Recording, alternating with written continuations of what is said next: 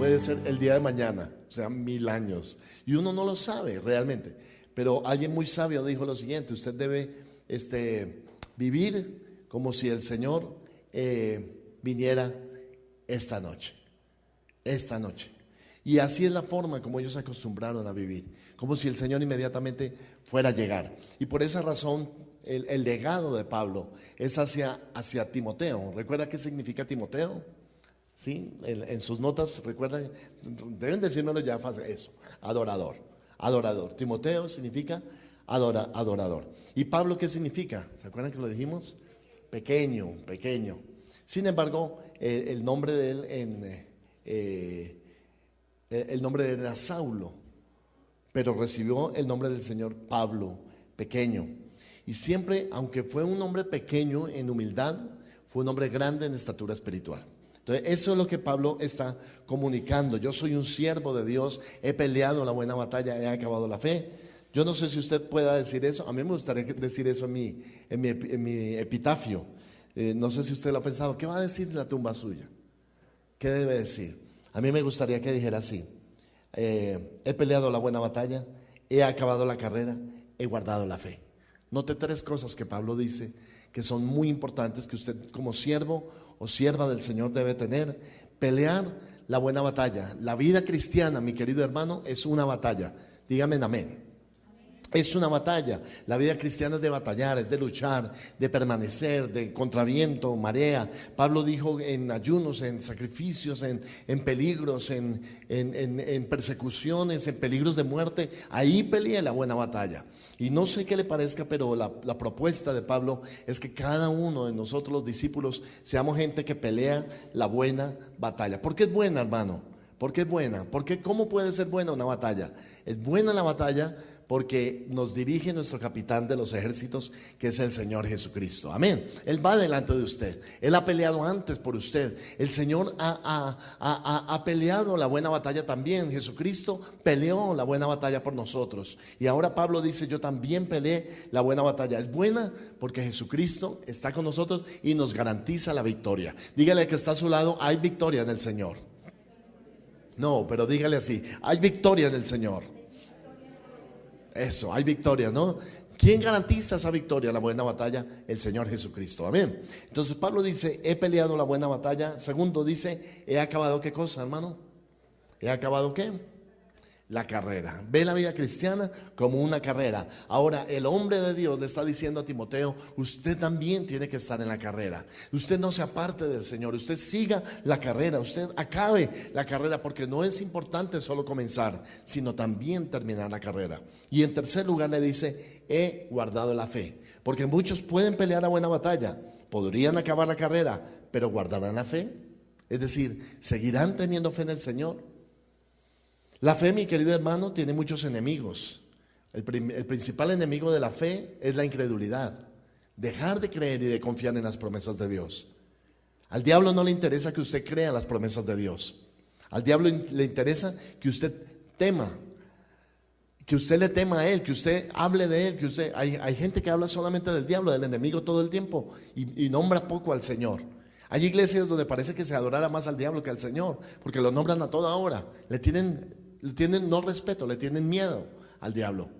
Pero usted sea un hombre, una mujer que guarda la fe, que no le tiene temor al enemigo, le tiene respeto pero no temor. Al único que le debe tener temor es al Señor Jesucristo. Amén. Temor, obediencia, pero usted va a ser uno que pelea la buena batalla, uno que acaba la carrera y uno que guarda la fe. Eso es lo que le dice Pablo a sus discípulos, en especial a Timoteo.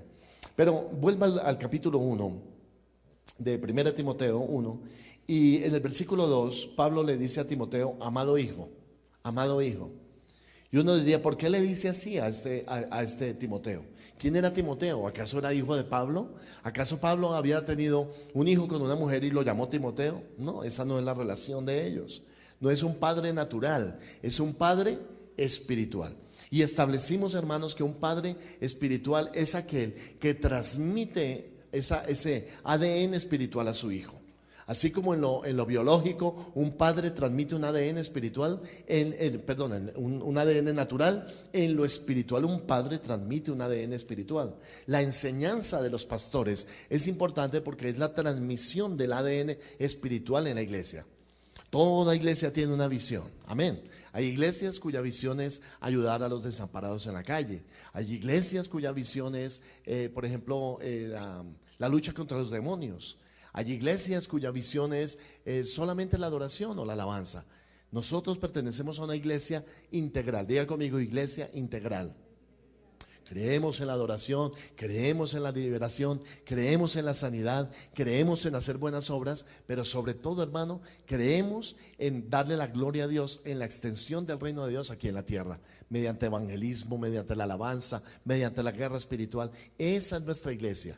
Nosotros tenemos un ADN espiritual donde nos dice que la obra del Señor es extensa, que estamos empezando a plantar obras, amén. ¿Cuántos saben que estamos empezando a plantar obras en Facatativá, en Cajicá? Estamos empezando a extendernos y a expandirnos. Lo mismo pasó en el Nuevo Testamento cuando los discípulos salieron y caminaron, corrieron por diferentes partes, pero en todo lugar se sembró la palabra del Señor. Y nosotros, hermanos, estamos convencidos de que esta generación de pastores tenemos que levantar ministros de Dios. Un pastor se reproduce en pastores, un evangelista produce evangelistas, un maestro produce maestros, y un apóstol, ¿qué producirá, hermanos? Apóstoles. Entonces es el tiempo de Dios para que nosotros tengamos hijos espirituales y podamos levantarlos a ellos en este mismo caminar que nosotros hemos andado. Nos ha costado trabajo.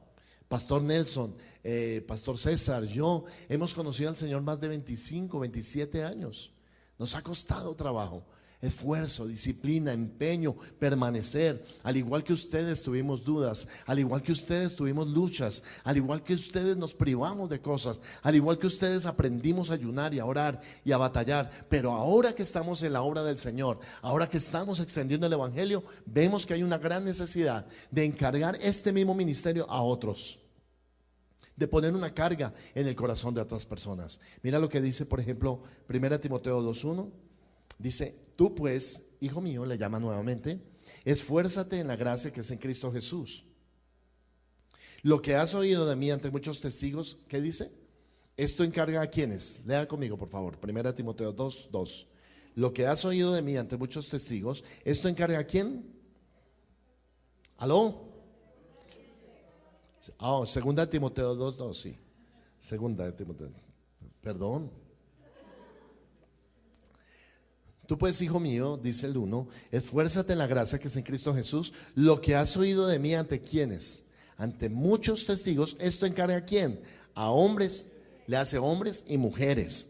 Dígale que está a su lado, tú también eres un hombre fiel o una mujer fiel, ¿verdad? Y le dice, esto encarga a hombres fieles que sean idóneos, ¿para qué? Para enseñar también a otros. Pablo aprendió el evangelio de Pedro y de Bernabé, pero Pablo se lo enseñó a Timoteo, y Timoteo también tuvo discípulos espirituales. Entonces esta es una norma en el Señor: todo aquel que recibe edificación luego edifica a otros. ¿De gracia recibisteis?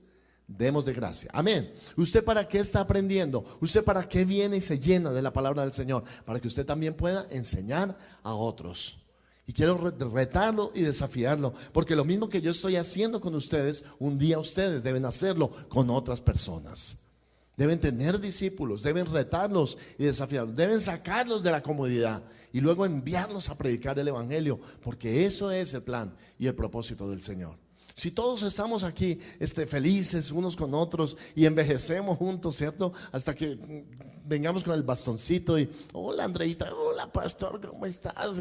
Y ya viejitos, ¿sí? Pero aquí juntos, y ninguno se movió, ninguno sirvió al Señor, ninguno tomó el bastón, ¿verdad? El testimonio para enseñar a otros, pues hermano, no hicimos nada. En otras palabras, Pablo a través de estas cartas está retando a Timoteo a que un buen hijo espiritual tiene que aprender de su maestro, pero después tiene también que enseñar a otros. La pregunta que yo quiero hacerle, hermano, y con toda honestidad, es esta: ¿tiene usted discípulos en Cristo? ¿Tiene usted personas que está discipulando? ¿Tiene usted personas que lo hacen salir canas? Tal vez esa es la mejor definición, ¿verdad? De discipular a otro. Nos hacen salir canas. Nos hacen romper la cabeza a veces con situaciones, con debilidades, con testimonio, con consejería, con problemas que tenemos que ayudar a resolver. Pero esa es la vida cristiana. Si usted pensó en la vida cristiana en algún momento: oh, bueno, ahora sí estoy cómodo, ya soy salvo, ¿y ahora qué sigue? Yo puedo decirle con toda seguridad: lo que sigue, hermano, es este encargo o este llamamiento santo. Lo que has oído de mí ante muchos testigos, esto encarga a hombres fieles que sean idóneos para enseñar también a otros. La gente que recibía esta enseñanza tenía que ser fiel. Diga conmigo: fidelidad. La gente que recibía esta enseñanza tenía que ser fiel a la enseñanza. No podían cambiar la enseñanza, no podían cambiar la doctrina recibida de los apóstoles, no podían cambiar la doctrina recibida de Cristo, no podían inventarse una nueva doctrina. Tenían que ser fieles, apegados a la escritura que habían recibido, pero tenían que ser fieles también en la caminata con el Señor, en el caminar cristiano. Ser fiel en el Señor significa que usted comienza, pero se mantiene. Usted no se desvía ni se pone a marchar hacia atrás. Usted no desanda los pasos de madurez que usted ha avanzado. Esto es un desafío para Pablo. Pablo desafió a su hijo Timoteo. Note por un momento lo siguiente, allí en primera de Timoteo capítulo 1.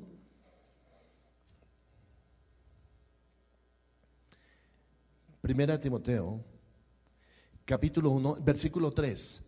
Note la palabra que dice Pablo. Él dice: ¿cómo te rogué que te quedases en dónde? En Éfeso. ¿Para qué le rogó? Cuando fui a Macedonia, para que mandases a algunos que no enseñen diferente doctrina. Pablo le rogó a Timoteo. Note que la primera palabra que aparece en primera Timoteo es rogarle, porque un discípulo a veces no quiere hacerlo. Es necesario rogarle de corazón, como lo estoy haciendo yo esta noche con usted. Le ruego, por favor, que haga la obra de Dios. Le ruego que se sintonice con el Señor. Le ruego que sea una mujer, un hombre que marche hacia adelante en el camino del Señor, que madure, que dé fruto de testimonio. Le ruego. ¿Qué palabra esta? Comienza siempre la relación de paternidad espiritual rogando. El padre le ruega a su hijo: tómate la sopa. ¿Cuántos tienen hijos acá? O bebés. ¿O han tenido? ¿Ninguno? Bueno, van a tenerlos, ¿no? Pero es cierto que uno le ruega al hijo: nene, tómate, sí, recibe, nene. Y el niño, y uno le celebra y todo, porque se tomó una cucharita. Después, cuando crecen, hay que rogarles que paren de comer, ¿no? Yo ya tengo uno de 15 años: papito, por favor, no coma más. Sí, ya que no alcanza el bolsillo. Pero la palabra que marca esta relación de padre a discípulo es rogar. Fue lo primero que él hizo. Te ruego que te quedes. Te ruego que enseñes a otras personas. Te ruego que camines en el propósito de Dios. Te ruego que enseñes la palabra.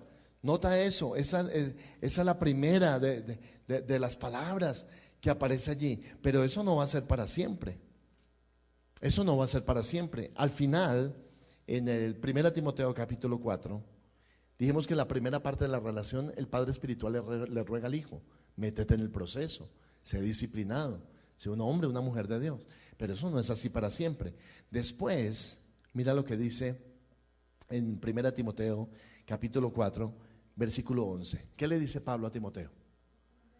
Oh, esto manda y enseña. ¿Quién manda y enseña? Uno que tiene ¿qué? Autoridad. Ahora la relación ya no es: te ruego que te quedes, te ruego que hagas la obra de Dios. Ahora, hermano, la palabra que marca esa comunión del padre espiritual al hijo espiritual es: esto manda y enseña.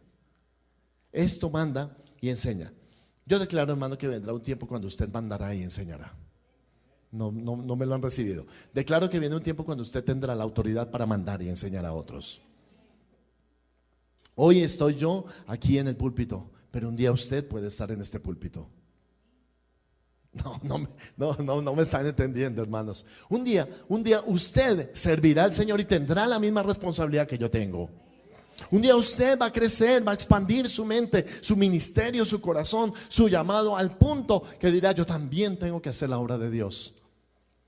Y en esa relación podrá usted tener la autoridad para que un hombre de Dios diga: esto manda y enseña. Ya no será te ruego, sino la palabra será manda y enseña. Note que el bebé no se queda bebé para siempre en la casa. Mire, me gusta 1 Timoteo, es una palabra de madurez. El bebé no se queda bebé para siempre en la casa. ¿Cuántos versículos se sabe usted? Primer mes de cristiano. 1, ¿cuál? Juan 3:16. Segundo año de cristiano, ¿cuántos versículos se sabe usted? 1, pastor, ¿cuál? Juan 3:16. 10 años de cristiano, ¿cuántos versículos se sabe usted, hermano? Uy, pastor, yo creo que 1. ¿Cuál? Juan 3:16.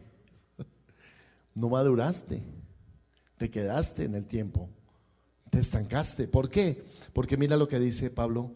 Dice: ninguno tenga en poco tu juventud, sino sé ejemplo de los creyentes en palabra, conducta, amor, espíritu, fe y pureza.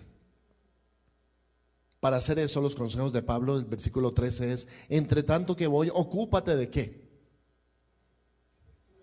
¿Me siguen, hermanos? Lea la Biblia. 1 Timoteo capítulo 4 versículos 13. Entre tanto que voy, ocúpate en ¿qué? En jugar Xbox, en ser el duro de Grand Theft Auto. ¿Sí se llama así? En manejar muy bien, excelentemente, los juegos de video. Con eso usted podrá hacer algo, hermano. Con eso alguna vez llegará a cumplir el propósito de Dios. Pero ¿qué dice el Señor? Ocúpate de la lectura. ¿Cuántos de ustedes leen la Biblia? Y respóndame con honestidad. ¿Leen la Biblia todos los días? ¿Todos los días? Muy bien. ¿Cuántos la leen una vez a la semana? ¿Y cuántos la leen una vez al mes? ¿Y cuántos no la leen? Entre tanto que voy, ocúpate en la lectura. En estos días estoy con Felipe, ¿no? Y he sufrido para que Felipe lea. Le ruego que lea, ¿no? Y entonces el Señor me dio una estrategia. Entonces le dije: bueno, papito, ¿a ti qué te gusta? Y salió una serie parecida a Crepúsculo, así de los vampiros, ¿no? Yo no creo en eso, por supuesto. Pero él me dijo: me gustaría leer acerca de eso. Me parece un buen tema. Papito, cómprame un libro. Yo fui y se lo compré. ¿Por qué? No porque quiero que lea eso, porque quiero que lea. Que por lo menos lea. Un ministro de Dios, un siervo de Dios que no lee, no va a poder predicar la palabra del Señor. Si usted quiere ser un buen ministro del Señor, lea. Preocúpese por el don de la lectura, por desarrollar la lectura. Que no le gusta, que es difícil, que no tiene el hábito, desarrolle ese hábito. Lea por lo menos. Luego dice la exhortación. ¿Qué es la exhortación? Motivar, animar a otros, levantar el ánimo de otros para que hagan la obra del Señor. Pero después dice: y la enseñanza. Porque no vas a descuidar el don que hay en ti, que te fue dado mediante profecía con la imposición de las manos del presbiterio. Ocúpate de estas cosas, permanece en ellas, para que tu aprovechamiento sea manifiesto en todos. Entonces dijimos: un padre espiritual tiene una relación con su hijo espiritual. Esa relación de padre espiritual a hijo espiritual fue la relación entre Pablo y Timoteo. Ahora, Timoteo no conoció. Miren esto, que uno dice: mi papá espiritual fue el que me habló del Señor. No, señor. En parte sí, pero en parte no. ¿Quién es un padre espiritual? Miren, hermanos, hijos es fácil tenerlos. Pero el que tiene un hijo y se vaya, abandona el hogar, ¿es el padre de ese hijo? ¿O viene luego un hombre que toma esa responsabilidad, ama a esa mujer educa a ese niño, lo cría como si fuera su propio hijo y lo ama. Y ahora yo le pregunto, ¿usted cuál de esos dos es su padre espiritual? ¿O su padre biológico? El que le enseñó, el que lo cuidó, el que le limpió los pañales, el que estuvo ahí, el que lo levantó, el que le dio de comer. Entonces uno le dio la vida, pero el otro fue el que lo crió. Pablo no le habló del Señor a Timoteo. A Timoteo le habló su abuela Loida y su madre Eunice. Ellos fueron los que le comunicaron el evangelio. Y note que si Timoteo hubiera dicho, oh, como mi abuela fue la que me enseñó el evangelio, entonces ella es mi madre espiritual, yo voy a ser discípulo de mi madre. Esa relación nunca se dio así. Luego Dios mandó a Pablo, tomó a Timoteo, y ahora está Pablo enseñándole a Timoteo a servir al Señor. Y entonces Pablo tiene la autoridad sobre él y le dice, yo soy tu padre espiritual, porque yo te estoy formando para la obra del ministerio, porque yo te estoy empezando a edificar, porque te estoy educando en la palabra de Dios. Entonces ya inmediatamente Timoteo entendió, es que mi padre espiritual es este hombre que Dios ha mandado para que me edifique y me levante y me forme y me enseñe, me instruya, me entrene, me capacite para que me comunique un don espiritual. Mire lo que hizo Pablo con Timoteo. Lee por favor en 1 Timoteo, perdón, 1 Timoteo. Estamos aquí.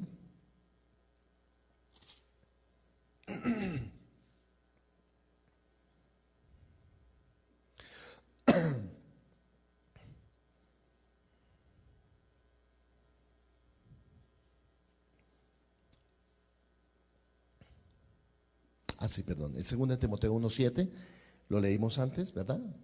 2 Timoteo 1:6, ahí está. Dice, por lo cual te aconsejo que avives el fuego del don de Dios que está en ti. Y nota lo que dice, por la imposición ¿de quién? De mis manos. ¿Quién oró por quién?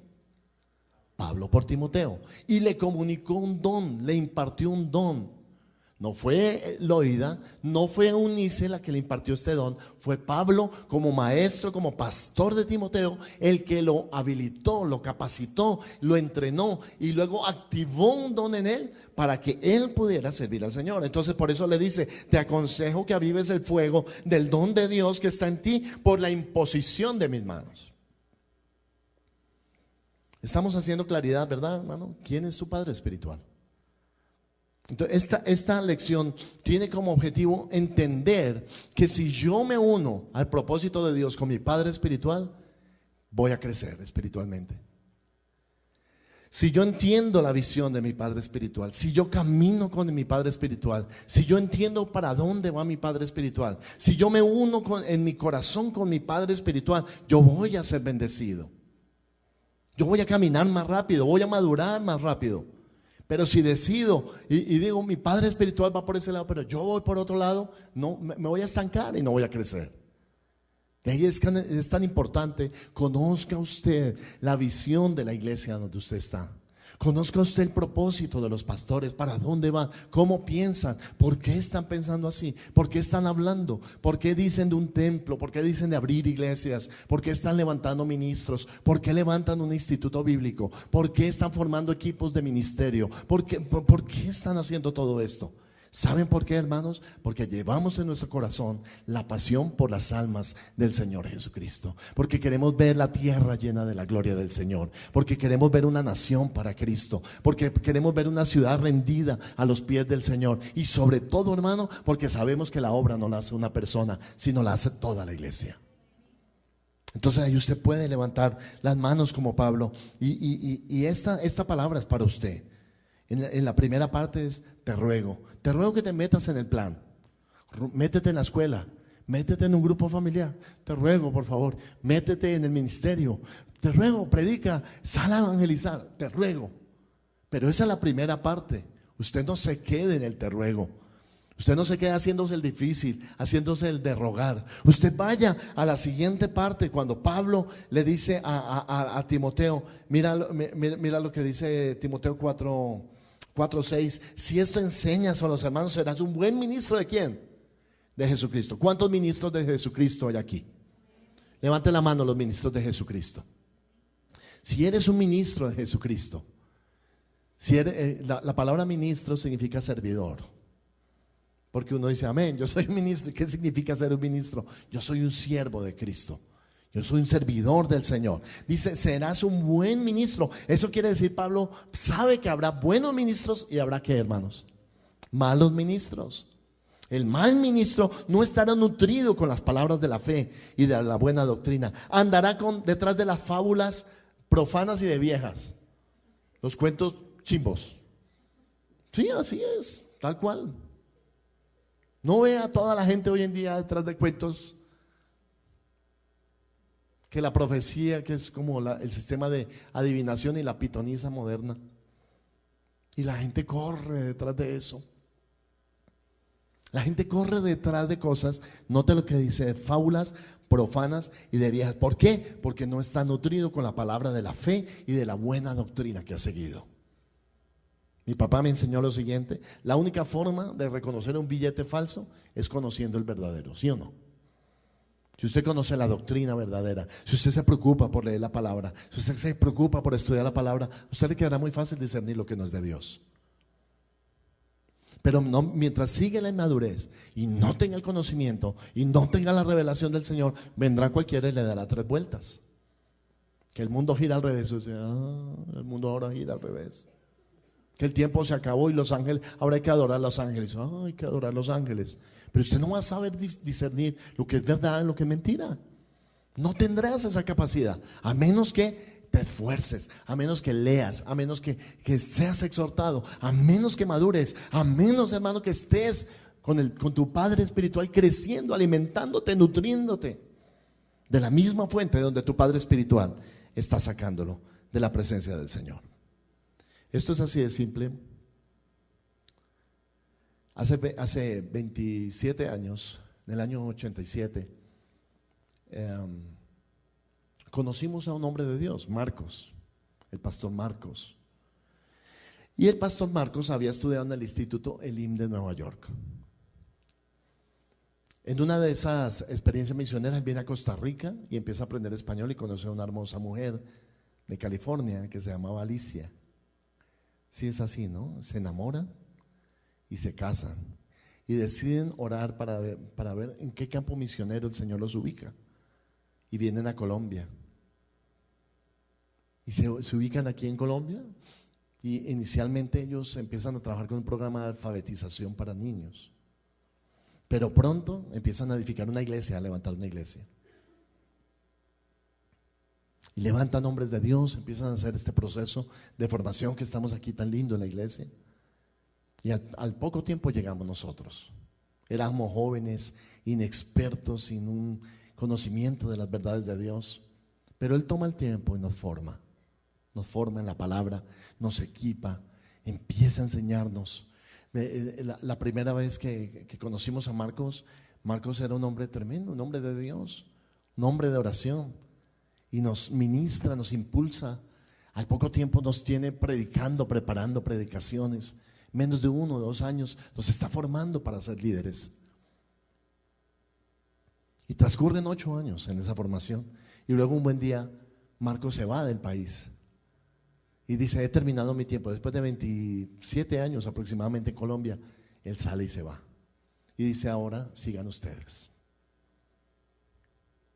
Y tenemos 2 opciones: o decir, bueno, se fue el pastor, entonces pues vamos a acomodarnos en una iglesia grande, vamos a ser espectadores de lo que está pasando y listo. Pero eso no fue lo que dijimos, no fue el ADN que recibimos, no fue el llamado de Dios que recibimos.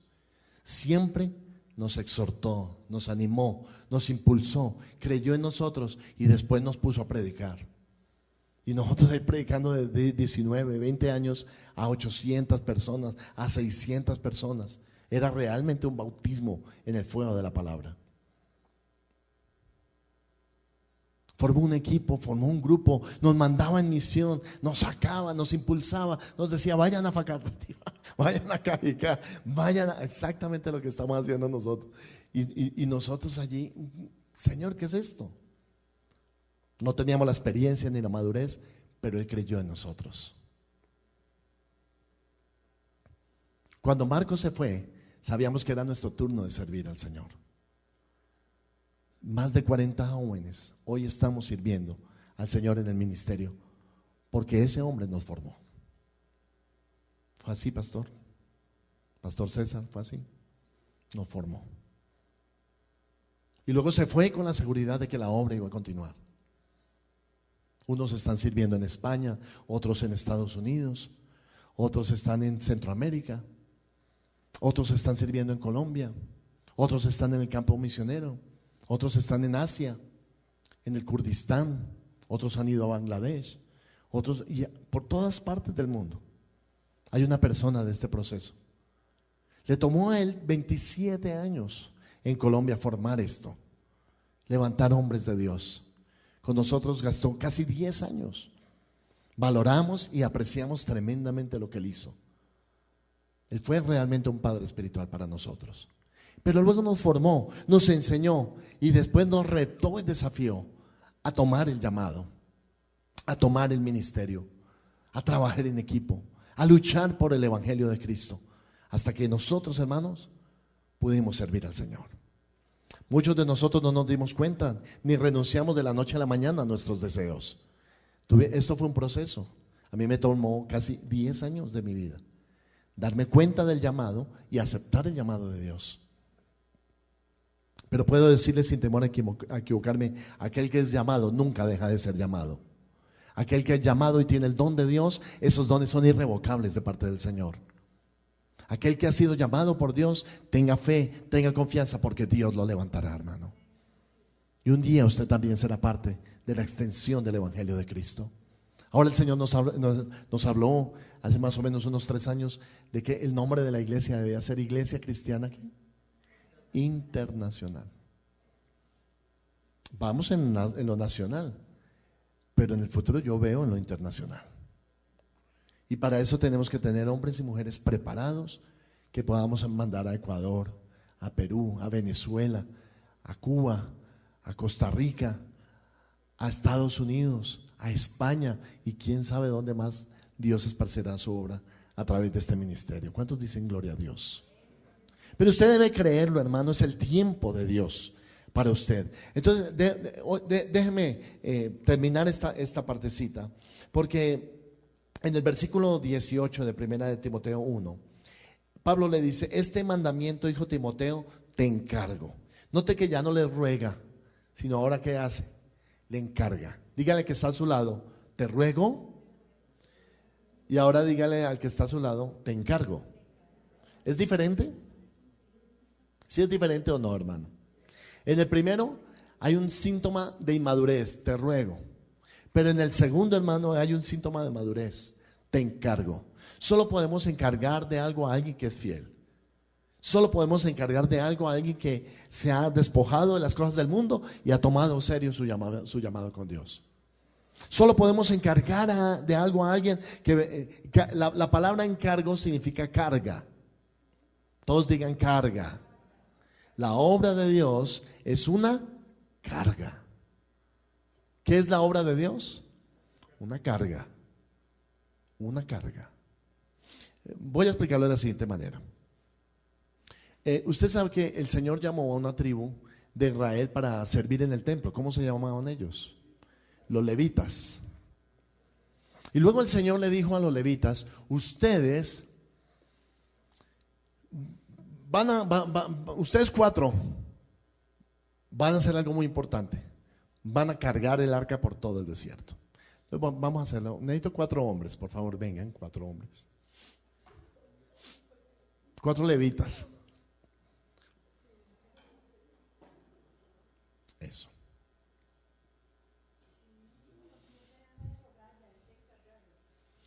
Y ahora venga, Pastor Nelson.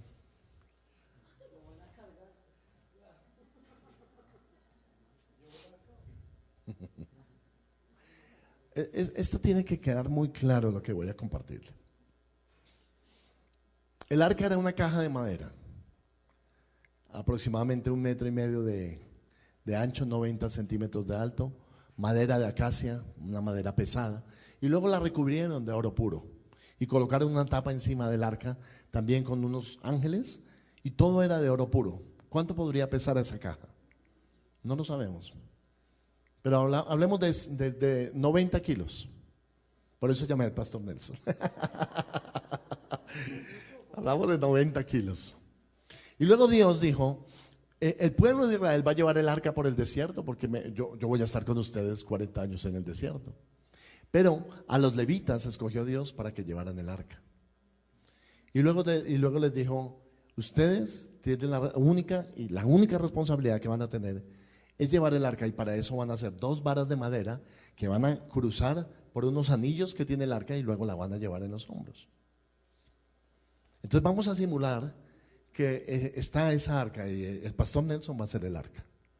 Venga, pastor Nelson, acuéstese ahí, tan largo como ustedes. Y vamos a simular, el pastor Nelson es el arca que ellos van a llevar. Porque se salió la ofrenda, pastor. Entonces, se le salió el billete de 20, se le salió la ofrenda. El arca representa al Señor Jesucristo.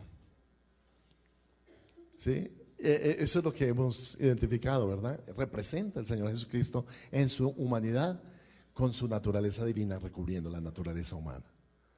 Pero luego el arca también es símbolo de la presencia de Dios. Para hoy sería el ministerio, la iglesia, el trabajo como obreros del Señor, como siervos del Señor, como líderes de Dios, como siervos del Señor Jesucristo, como predicadores, como evangelistas. Representaría todo este trabajo. El arca es pesada, hermano. Pero luego Dios llamó a los levitas y les dijo, la función de ustedes va a ser llevar el arca por todo el desierto. Quiero que entre ustedes 4, 2 adelante, 2 atrás, se organicen y lleven al pastor en los hombros, como si se tratara del arca, ¿verdad?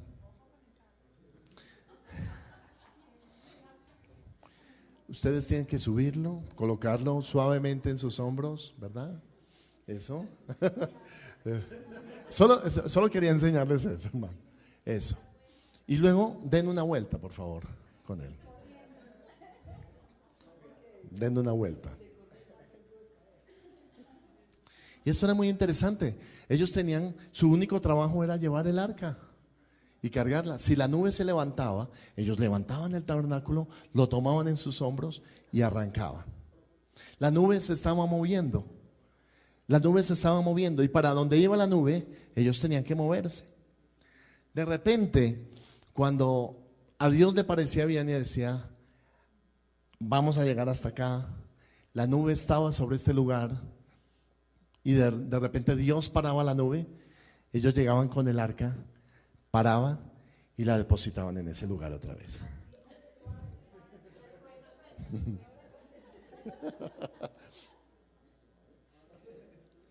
Bueno, muy bien. Paremos al pastor. Un aplauso para nuestros.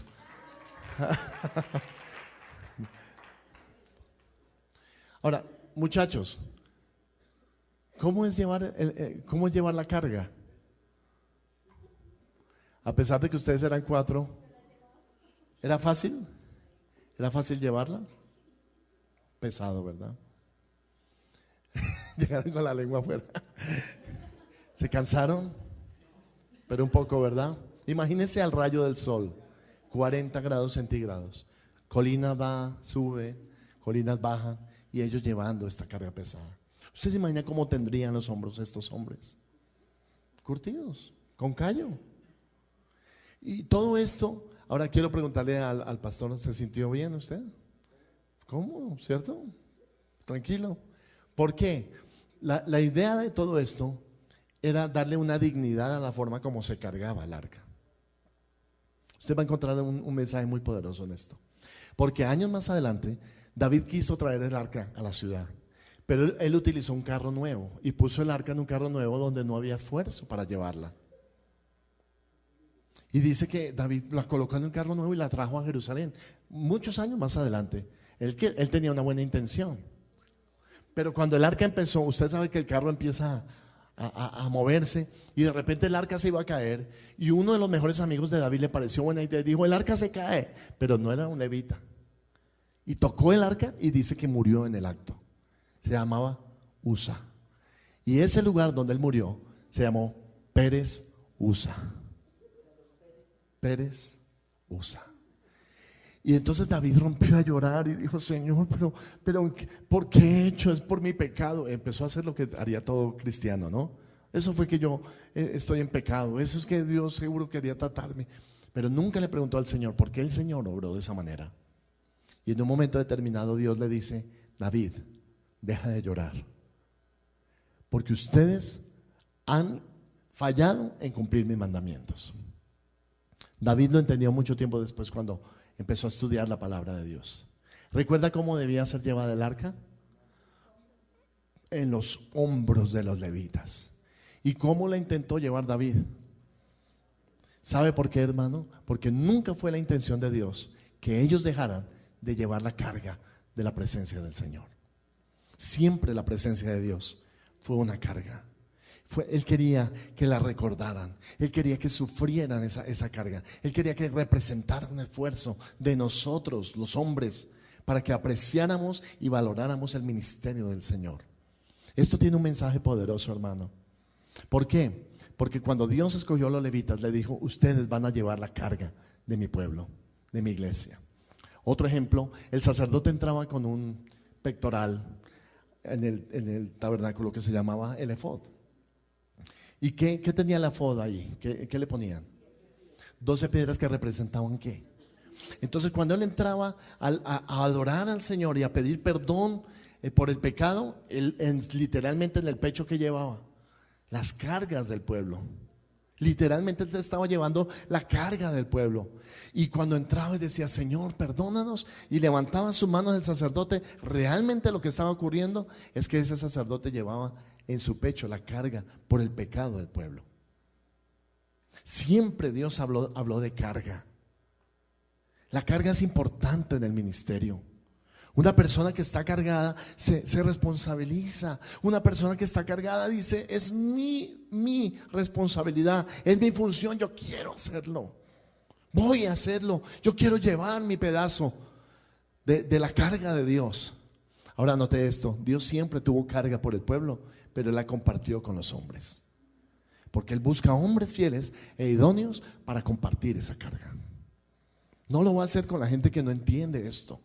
Muchachos, ¿dolió? ¿Se sufrió? Claro que sí. Imagínense 40 años llevando el arca. ¿Cuál era el mensaje del Señor? El mensaje para nosotros es muy claro. El evangelio, llevar el evangelio a otras personas, tener discípulos, evangelizar, proclamar el evangelio, llevarlo a los barrios, a las plazas, a las calles, va a ser una carga para nosotros. Y debe ser así, porque es la voluntad de Dios que tú también lleves esa carga. Cuando nosotros nos descargamos y tratamos de poner esto en un carro para que se vaya solito, y decimos: mejor que otros hagan el trabajo, mejor que otros sean los que discipulen, mejor que otros sean los que den consejería, mejor que otros sean los que intercedan por el pueblo, estamos fallando en nuestra misión. Por eso Pablo le dijo a Timoteo: esto encarga. Y aquí le dice: yo te pongo este encargo, te cargo con este mandamiento, para que conforme a las profecías que se hicieron antes en cuanto a ti, milites por ella la buena milicia. El propósito de hoy, de esta conferencia, hermanos, poner en usted una carga por la iglesia. Usted deje de ser una carga y usted más bien lleve la carga. Gloria a Dios. Hay unos que siempre son una carga en la iglesia. Pastor, es que caí otra vez. Pastor, otra vez. Limpiando los pañales. Pastor, otra vez. Ay, pastor, y es que me enamoré otra vez. Y al mes, ay, ya me enamoré de otra. Y así se la pasa y no maduran, hermano. El levita tenía que marcarse con esa carga. Yo recuerdo una vez que el pastor nos puso a cuidar los equipos de sonido. Los metió en un jeep. Él tenía unas ideas. Le daba por irse a predicar a la costa y nos decía: mañana salimos a las 4 de la mañana. Y entonces había que cargar los equipos en un jeep anaranjado, ¿no? Con techo negro. Y luego teníamos que sacar el jeep. Y él salía como a las 8:30, revisaba que todo estuviera bien para salir al día siguiente. Decía: hermanos, chao, me voy a dormir. Ustedes se quedan en el jeep toda la noche cuidando los equipos, en la calle. ¿Quién va a dormir en un jeep en la calle toda la noche? Y yo recuerdo, hermano, que a mí me tocó la primera vez con otros hermanos y como a las 12 de la noche nosotros tomando Coca-Cola y roscones, diciendo, lindo el pastor, ¿no? Él sí se fue a dormir allá, a descansar en su camita, y nosotros aquí en la calle tirados, cuidándole los equipos. Y cuando empezamos a hablar así, uno de los hermanos que entendía esto, dijo, tengan cuidado, porque es la carga del Señor. Si usted lo va a hacer, hágalo de corazón para Dios. Nunca lo haga por obligación o de mal carácter o quejándose. Nunca lo haga por despecho. Nunca lo haga murmurando contra la persona que lo puso allí, porque eso es lo peor que uno puede hacer. Y nos paró y nos dijo, no hablen así. Agradezcanle al Señor que ustedes están sirviendo al Señor aquí. Nosotros dimos, bueno, y dormimos allí en el carro. A las 4:30 de la mañana baja el pastor y arrancamos. Luego estamos en el Alto de Ventanas. ¿Ustedes conocen eso por allá? Yendo para la costa por Sincelejo, después de Medellín, conecta al Alto de Ventanas. Un frío tremendo. Y luego bajamos a Montelíbano y 40 grados centígrados. Y todos sofocados. Y nosotros, ay Señor, este jeep no tiene aire acondicionado. En esa época nada de aire acondicionado, nada. Y nosotros luego llegamos y nos toca cargar los equipos. Y eso pesado, hermano. Unas columnas así en el hombro y poniéndolas así. Y eso era difícil. Era una carga. Al pastor le gustaba eso, le gustaba la carga. Nos exigía, nos cargaba. Y nosotros no entendíamos el propósito de eso. Porque muchas veces el sufrimiento sin entendimiento es menospreciado, pero el sufrimiento con el entendimiento del Señor es valorado. Años más adelante vinimos a ver que Él estaba formando nuestro carácter. Un día yo estoy aquí y veo a los hermanos yéndose para Faca y para Cajicá, cargando los equipos, llevándolos en los hombros, metiéndolos en los carros, luego viajando, luego sacando los equipos, armándolos allá en la iglesia y bien cansados, y yo descansado. Y yo dije, ahora entendí el propósito. Ya no me toca a mí, pero le está tocando a ellos. ¿Por qué? Porque ellos un día lo van a valorar también. Y van a decir, así fue que aprendimos a llevar la carga del Señor. La carga del Señor no es fácil, hermano. Esta carga no se está refiriendo a la carga suya, se está refiriendo a la carga de otros, a morir por otros. Él dijo, todo grano que no cae en la tierra y muere, no puede dar fruto. Se está refiriendo a perder el sueño por otros. Un día, y quiero profetizarle esto, hermano, es palabra de Dios, que usted se va a levantar a las 2 de la mañana pensando, este discípulo, ¿cómo estará? Señor, yo te pido por tal persona. Y usted no va a poder dormir hasta que ore por esa persona. No se va a poder dormir hasta que ore por otra persona. ¿Por qué? Porque es la carga que uno recibe. Note lo que dice el versículo 18, este mandamiento, hijo Timoteo, porque uno solo puede encargar a los hijos, hermano. Si él no tuviera la confianza de un hijo, no podría cargarlo con esta responsabilidad. Pero le dice, este mandamiento te encargo para que conforme a las profecías. Es que una cosa es la profecía que se dice acerca de ti y otra cosa es el cumplimiento. Es rico recibir profecías, ¿cierto, hermano? Oh, vas a ser un siervo de Dios, vas a ser un ministro de Dios, vas a ser un predicador, vas a hacer milagros en el nombre del Señor. Una cosa es recibir la profecía, pero otra muy distinta es cumplir la profecía. Si tú piensas que la profecía se va a cumplir sola, estás equivocado. Porque Dios te da la profecía para que a partir de ahí traces una ruta para cumplir la profecía que alguien dijo acerca de ti.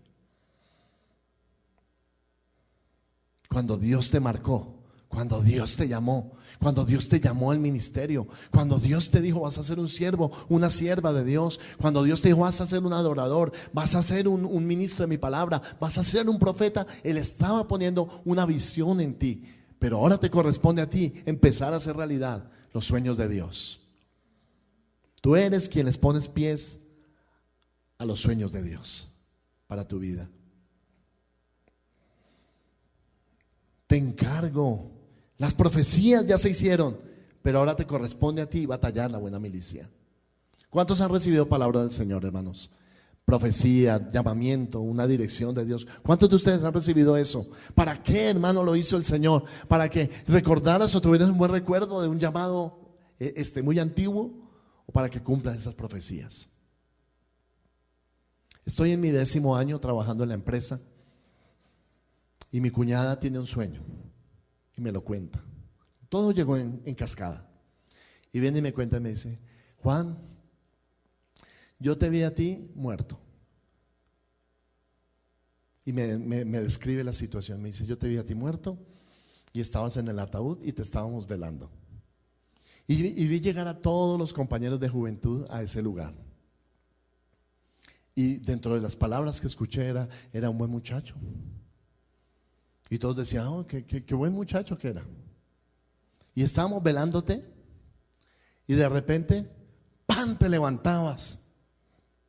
Y todos nos asustamos al principio. Imagínense que se levante el muerto en el funeral, ¿no? Yo me levanté, yo era el muerto y me levanté en el funeral. Y me dice ella: pero inmediatamente tomaste una guitarra y empezaste a adorar al Señor. Y muchos de nosotros adoramos junto contigo. 10º año, trabajando. 10 es número de prueba. Dios probó el llamado. Dios prueba el ministerio. Pero a los 10 años viene este sueño. Y yo, ¿cómo lo interpreté? Yo dije: claro, yo estoy muerto ministerialmente. Mi llamado estaba muerto. Mi llamado era cosa del pasado. Estaba bien, cómodamente trabajando, tenía dinero, fama, tenía prestigio, tenía riquezas, todo lo que yo quisiera. Pero viene ese sueño y me incomoda. Dios recordándome las profecías que se hicieron en cuanto a mí. Y lo uno con muchas cosas. Yo sabía que era el tiempo de Dios. Y le dije: Señor, aquí estoy. Tomé un vuelo, me fui para una ciudad, me fui con mi esposa y empecé a orar al Señor. Y dije: Señor, aquí estoy. Soy disponible para ti, haz conmigo lo que tú quieras. Lloré, busqué al Señor, adoré, escuché palabra. Pero cuando regresé de ese viaje, tenía la convicción absoluta de que era el tiempo de Dios para servirle. Nunca menosprecie las profecías. Nunca menosprecie la palabra que Dios le ha dado, porque esa palabra se cumplirá. Quiero terminar esta noche con esto, hermano.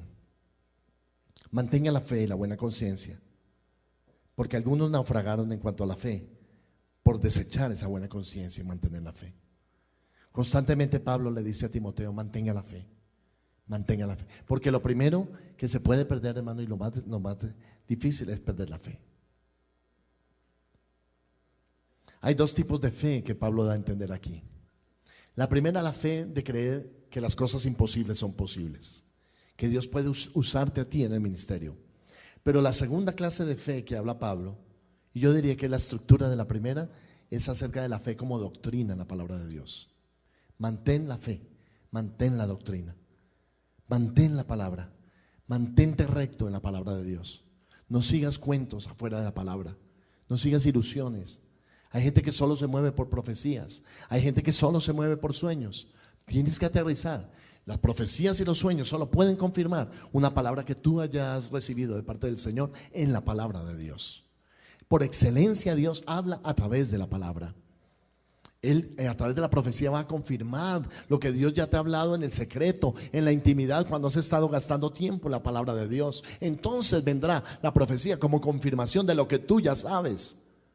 Pero no seas una persona que se mueve por la profecía, por el sueño o por la visión, porque esas cosas son solamente complemento a lo que ya Dios te ha hablado en el secreto de tu corazón.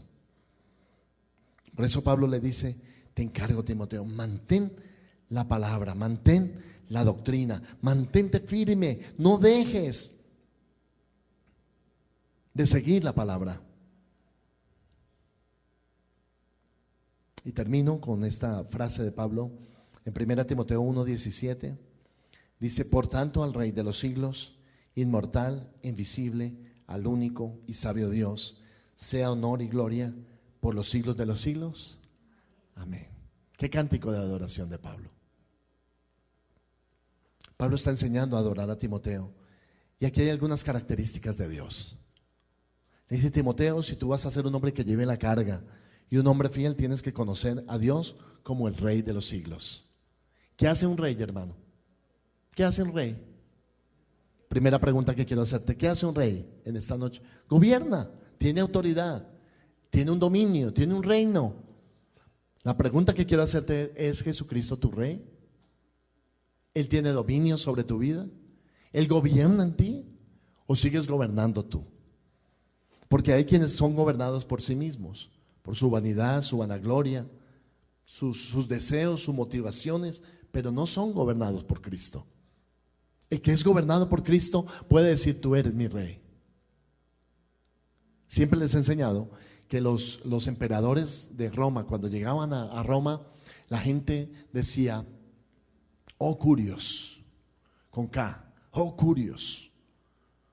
Y eso significaba, usted es el Señor. Al emperador lo saludaban así en las calles, oh Curios, usted es el Señor. Luego viene la iglesia cristiana y toma exactamente esa misma frase y la aplica al Señor Jesucristo. Póngase a pensar por un momento. El Señor Jesucristo viene por la calle. Él ahora tiene las heridas en sus manos, pero es un victorioso resucitado. Su ropa resplandece. Su rostro brilla como el sol con toda su fuerza. Sus cinturones de oro, sus cabellos blancos como la nieve. Hay una gloria en él tremenda. Y cuando llega a la ciudad en donde se le adora, la gente se para y tomando esta frase del emperador le dicen al Señor, oh Curios, tú eres el Señor. ¿Quiénes pueden decir al Señor, tú eres el Señor? ¿Sabe qué significa decirle tú eres el Señor? Tú eres el Rey. Gobierna sobre mi vida. Segundo nombre que recibe aquí, Él es el inmortal. ¿Por qué recibió ese nombre? ¿Cuándo se ganó ese adjetivo? ¿Cuándo ganó el inmortal? ¿Cuándo murió o cuando resucitó? Le está diciendo Pablo, yo creo que tú resucitaste. Para mí tú eres inmortal. Nunca más vas a morir. Venciste la muerte con poder. Y te ganaste el título de inmortal porque volviste de entre los muertos. Tienes poder sobre la muerte. Y si tienes poder sobre la muerte, tendrás poder absolutamente sobre todo lo demás. Tercer título que menciona Pablo aquí, el invisible. ¿Cuántos de nosotros anhelaríamos ver al Señor, hermanos? Que Él volviera, que Él entrara con sus sandalias, que Él se sentara, como en Lucas 4, que Él abriera los rollos de la palabra y nos enseñara a nosotros. Oh, sería precioso, hermano, ¿verdad? Volverlo a ver entre nosotros. Pero no lo vemos. Entonces Pablo dice, Él es el Dios invisible. No vas a poderlo ver con los ojos de tu cuerpo, sino solamente con los ojos de tu espíritu. Se necesita ser del espíritu para ver a un Dios que es espíritu. Luego dice al único. ¿Para cuántos Jesucristo es único? No admite comparación. No admite, hermano, que diga Jesucristo y la Virgen María, Jesucristo y los santos, Jesucristo y San Eseomo, Jesucristo y el Señor caído de los milagros. No admite eso, porque Él es el único. Después Pablo le ministra a Timoteo y le dice, y sabes, Él también es sabio. En Él está la sabiduría. Sabiduría es conocimiento. En Él está el conocimiento. En Él podemos pedir el conocimiento. Y dice, Él tiene todo el conocimiento para ti. Termina este canto de Pablo diciendo, por los siglos de los siglos. ¿Qué significa, hermanos? Que Jesucristo un día estará allí cuando todo termine, cuando todo se acabe, cuando la creación arda, cuando haya cielos nuevos y tierra nueva. Cuando usted esté arriba en el cielo, allí con toda seguridad estará el Señor para recibirlo, porque Él es sabio por los siglos de los siglos. Amén. Ahora todos repitamos el versículo 17 y terminamos así. Por tanto, al Rey de los siglos, inmortal, invisible, al único y sabio Dios, sea honor y gloria por los siglos de los siglos. Amén. Aleluya. Póngase de pie, hermano. Bendiga el nombre del Señor. Mi Dios bendito, te bendecimos, Señor, en esta noche, Padre. Yo sé que lo que estamos haciendo aquí, Señor, es levantar hombres fieles que sean idóneos también para enseñar a otros. Yo sé que lo que estamos haciendo aquí, Señor, es algo glorioso y bendito. Que el mismo encargo que hemos recibido lo estamos poniendo en los hombros de los demás. Señor, tú nos cargaste también cuando jóvenes. Tú nos cargaste hace años, Señor, y nos dijiste que nos llamabas a llevar esta carga. Señor, esta carga no nos pertenece, no fue nuestra. Es la carga tuya, pero la has querido compartir con todos nosotros. Y te pedimos, Señor, que podamos ser fieles, Señor, en tu llamado, en el ministerio, en lo que tú nos encargas, Señor. Padre, es verdad que nos cansaremos. Es verdad que un día bajo el sol, llevando la carga, podremos decir qué pesado es esto, qué difícil es. Pero nunca nos dejes perder la dignidad de ese llamado y de ese ministerio, Señor. Servirte, Padre, es lo mejor en la vida. Servirte es lo mejor que podemos hacer. Servirte es la mejor obra, la más alta, el mejor llamado, el mejor encargo. Y servirte con pasión es lo mejor que podemos hacer, Señor. Cubre nuestra naturaleza humana con tu naturaleza divina, por favor. Ayúdanos a poner esa carga a nuestros hombros, a no quejarnos, a no murmurar, a no desistir, a no renunciar.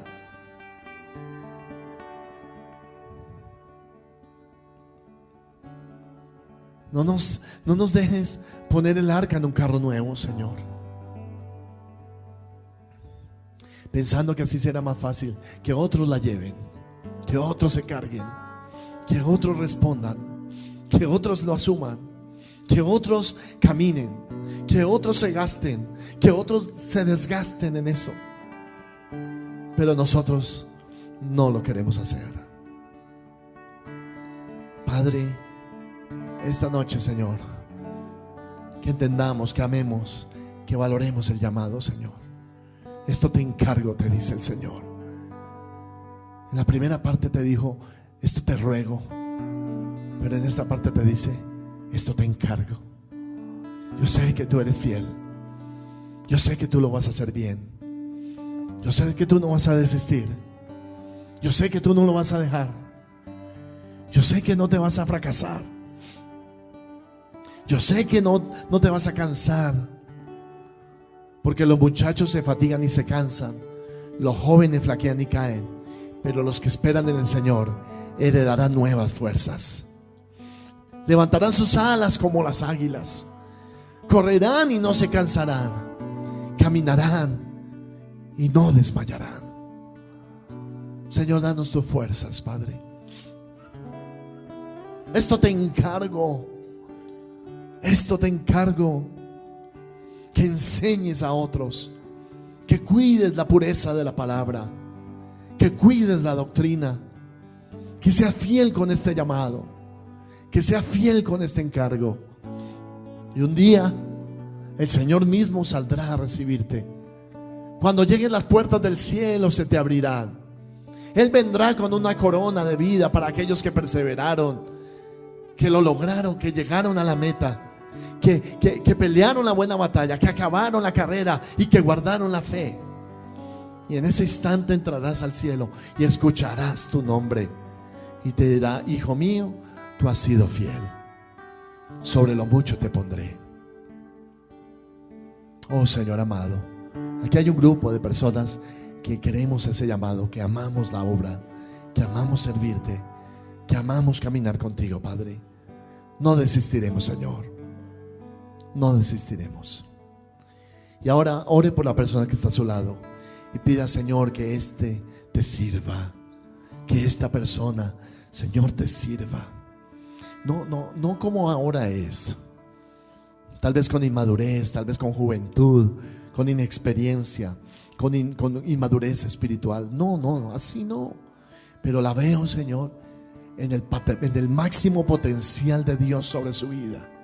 Padre, la veo, Señor, como una mujer poderosa en Dios, tremenda en Dios. La veo o lo veo como un hombre, Señor, sacrificado por la causa de Cristo. La veo como una mujer, Señor, que se pone el calzado del evangelio de la paz y sale a predicar.